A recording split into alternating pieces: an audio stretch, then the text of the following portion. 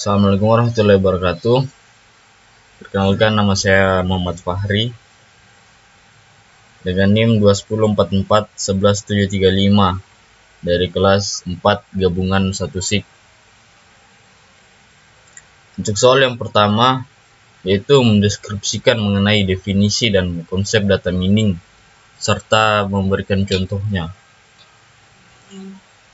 Data mining adalah sebuah proses pencarian secara otomatis informasi yang berguna dalam tempat penyimpanan berukuran besar. Teknik data mining itu digunakan untuk memeriksa basis data berukuran besar sebagai cara untuk menentukan pola yang baru dan berguna. Adapun konsep dalam data mining adalah yaitu konsep data mining dalam bidang kesehatan, pendidikan, telekomunikasi, dan bidang ilmu biologi. Dan serta beberapa contoh yang tidak bisa saya sebutkan. Adapun contoh data mining dalam bidang kesehatan yaitu seperti memprediksi penyakit hipertensi, kehamilan dengan teknik decision tree. Sedangkan dalam bidang pendidikan seperti data siswa-siswi yang memperoleh beasiswa ataupun mencari nilai-nilai tertentu. Konsep data mining dalam bidang teknologi dan contohnya seperti rekening bank, properti, hingga transaksi keuangan. Dan sedangkan untuk di bidang biologi, contohnya seperti data populasi hewan yang hampir punah dan sudah punah, serta beberapa contoh lainnya. Dan untuk soal yang kedua, yaitu menjelaskan salah satu jenis dalam pre-processing atau pemrosesan awal, disertai dengan contohnya. Pre-processing merupakan salah satu tahapan dalam melakukan mining data sebelum menuju ke tahap pemrosesan. Data mentah akan diperoleh terlebih dahulu. Data pre-processing atau memprosesan data awal biasanya dilakukan melalui cara eliminasi data yang tidak sesuai. Selain itu, dalam proses ini data akan diubah dalam bentuk yang akan lebih dipahami oleh sistem. Pengertian lainnya menyebutkan bahwa data pre-processing adalah tahapan yang menghilangkan beberapa permasalahan yang bisa mengganggu saat pemrosesan. Data-data pre-processing dibagikan menjadi beberapa langkah, yaitu cleaning data, data transformation, dan data prediction.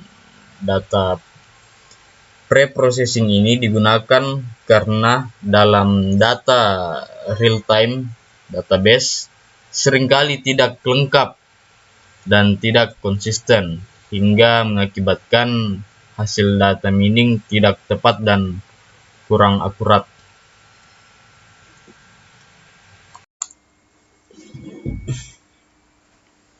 Baik, kita lanjut ke nomor yang ketiga, yaitu melakukan normalisasi dengan dua cara, yaitu pendekatan zero mean unit variance dan pendekatan jangkauan 0,1 pada data berikut. Di sini kita sudah mempunyai beberapa data atau fitur 1, fitur 2, dan fitur 3.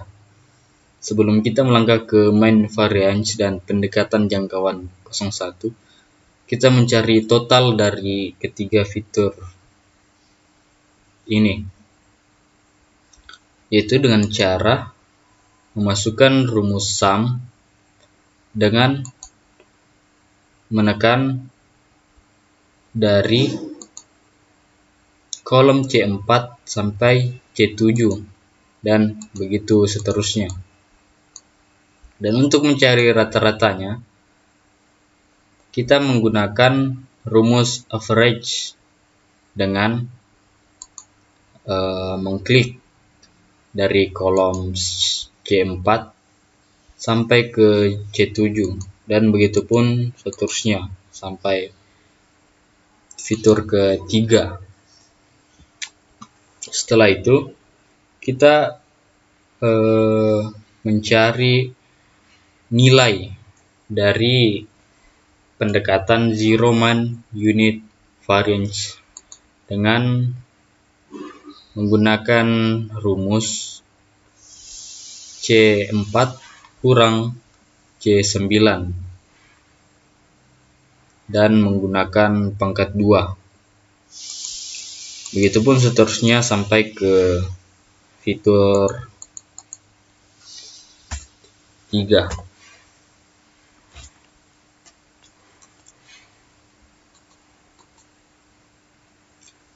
Setelah kita menemukan semua nilai dari fitur 1 dan fitur 2, selanjutnya kita mencari total dengan menggunakan rumus sum dan mengklik G4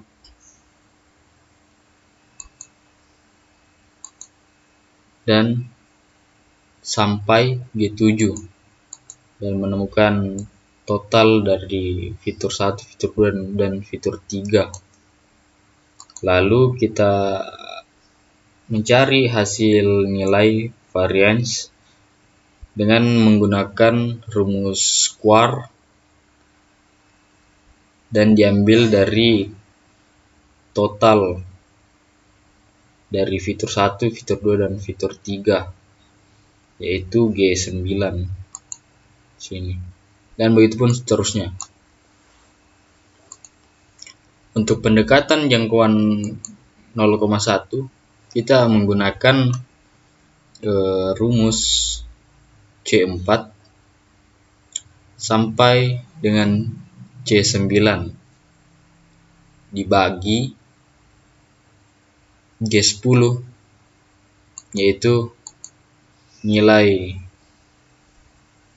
variance, dan mendapatkanlah hasil dari fitur 1 di pendekatan jangkauan 0,1 dan begitupun seterusnya.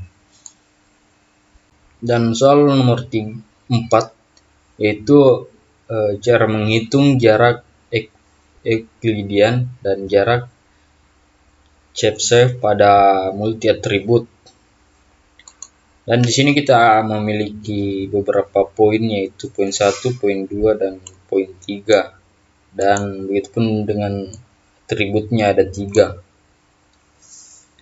Cara menghitung jarak Euclidean itu dengan menggunakan rumus square ABS dan C15 dan menggunakan pangkat 2 ditambah ABS D15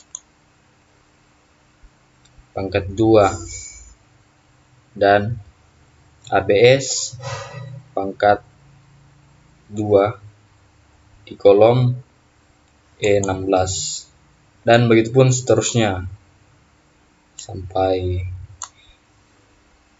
poin 3. Sedangkan untuk menghitung jarak Chebyshev itu dengan menggunakan rumus max ABS C15 ABS D15 dan ABS E kurang 15. Perbedaan rumus pada jarak Euclidean dan Chebyshev itu berada pada